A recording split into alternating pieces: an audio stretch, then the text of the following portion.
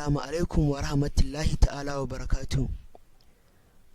Barkanmu da sake saduwa da ku a wani sabon bidiyon namu na darasin koyon kwamfuta. Insha Allahu a bidiyon mu na yau za mu yi muku bayani ko in ce za mu yi wani darasi akan wani abu da ake kira text bar. A bidiyon mu na baya mun yi bayani akan abin da ake kira start menu, wato inda mutum zai shiga ya fara operating din kwamfuta ɗinsa.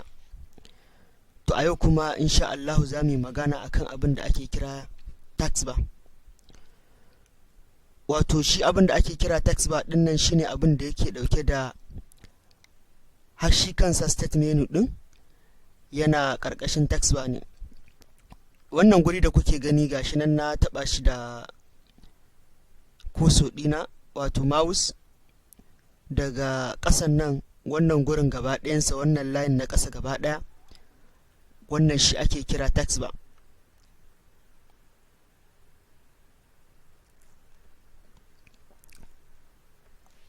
Wannan gurin kenan.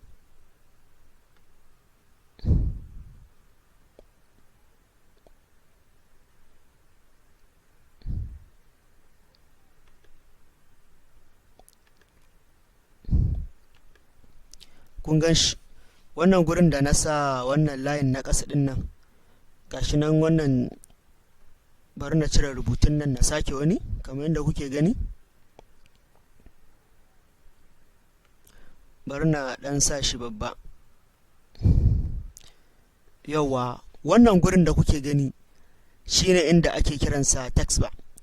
Shi wannan text bar ɗin yana ɗauke da, na farko kun ga wannan shine start menu, kun gan shi wanda muka yi bidiyo a kansa, bidiyon mu da ya gabata. To wannan shine ake kira start menu, inda zaka shiga ka ga duk wani program ɗinka, sannan inda zaka shiga ka kashe kwamfuta ɗinka da sauran settings, duk wani abu da kake so ka shiga. In ka shigo nan ta start menu zaka shiga ka gan shi. Yawwa, sai wannan guri na gaba za ku gan shi an rubuta search the web and the windows. So shi ma yana ƙarƙashin text bar. Duk wani abu da kake so kai satin na cikin kwamfuta ɗinka ko kuma na intanet, idan kana da connecting kayi connecting, to za ka iya shiga nan kai satin ɗinsa ta wannan gurin da ake kira search bar. Sai abu na gaba, ga wani guri nan da aka ce text view. Shi kuma wannan a window 10 kawai yake, babu shi a window 7 da window 8 da sauran window na baya. Shi kuma shine guri ne da za ka iya switching wani window ɗin, wato ka buɗe wani window ɗin bayan wannan. A misali wannan window da muke aiki da shi, to za mu iya buɗe wani sabo again exactly irin wannan. To shine amfanin wannan abu. Sai kuma wannan da kuke ganin shortcut ne na wajen browsing, wato browser ce. To wannan shortcut ɗinta ne, shi ma gashi na yana zama ne a text bar. Sai wannan shi ma shortcut ne na folder. Sai wannan shi ma store ne. Sai wannan shine program ɗinnan da muka buɗe.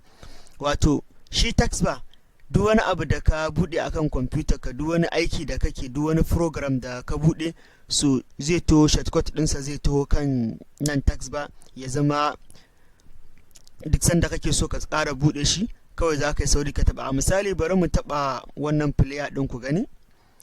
Gashi nan na buɗe VLC player ta. So a misali ina so na minimizing ɗinta, so da na yi minimizing za ta tafi text bar. Kun ganta a nan, gashi nan ta to text bar. To duk lokacin da nake so na dawo kanta, a misali na tafi ina yin wani abin da ina so na dawo kanta, kawai da na zo sai na taɓa ta a text bar. Gashi nan wannan shortcut ne. Sai kuma nan gaba ga wasu icon nan da za ku gani, shortcut ne na gasu nan systematic pointing device, ga bluetooth ɗina nan, ga drive nan, ga wannan player da na buɗe, wannan kenan da na buɗe ita ma ga ta nan anan. Sai wannan da nake aiki da ita ma wannan recorder ɗin ga ta nan. So duk wani abu da kake so ka gani na shortcut ɗinka za su zo ne kan text bar. Sai gurin da za ka ga alamar batir ɗinka, gashi nan batir yana caji. Sai wajen wireless ɗinka, wato inda za ka ga kayi connecting ko baka yi connecting ba na wireless. So ga shi nan inda za ka ga agogo, wato time da calendar. Duk waɗannan abubuwan da kuke gani duka suna ƙarƙashin text bar ne. sannan shi text bar din shi ma yana da settings nasa, wato idan kana so ka locking dinsa, wato ka bude shi ko ka canza shi, kamar yadda kuke gani gashi nan duka settings ne. A misali nan kun ga an rubuta lock the text bar, so gashi na an yi tick, to na yi locking dinsa ne. So a misali bari ku ga na cire tick din nan, to zan iya ɗaukan text bar ɗina na kai shi duk wani gefe da nake so na kwamfuta. Kun ga na da shi nan, kun gani zan iya kai shi sama, kun gani kawai kama shi za ka yi da mouse ɗinka sai ka ja shi. A misali kun ga na kai shi nan ɓarin, so gashi nan na da shi inda yake. So bari na ƙara rufe shi, kun ga na ce lock text bar, so kun ga yanzu ba zan iya ɗauke shi ba.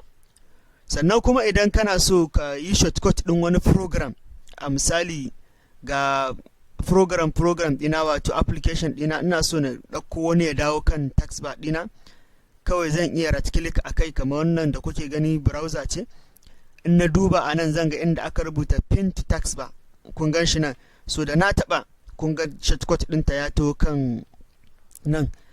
Duk lokacin da nake so na buɗe ta, ba sai na nemo ta akan nan ba. In bani da ita, bani da shortcut ɗinta akan nan, ba sai na shiga start menu ba, na je na yi browse, na je na yi searching. Kawai da na zo nan na taɓa ta anan, kawai zan buɗe. So wannan kenan. Da fatan wannan bidiyo ya burge ku, sai kuma wani lokaci idan Allah ya sake sada mu, za mu ci gaba da ɗauko muku abubuwa da suke da muhimmanci akan kwamfuta, muna yin darasi akai kamar yadda muka ce insha Allah. To kar dai ku manta, idan mutum sabo ne a wannan channel tamu mai albarka wato Esman TV, muna roƙonsa ya daure mana subscribing, sannan idan bidiyon nan ya birge ka kai mana liking, sannan ka yi sharing ɗinsa ga sauran 'yan uwa saboda su masu amfana. Mun gode, sai Allah ya sake haɗa mu.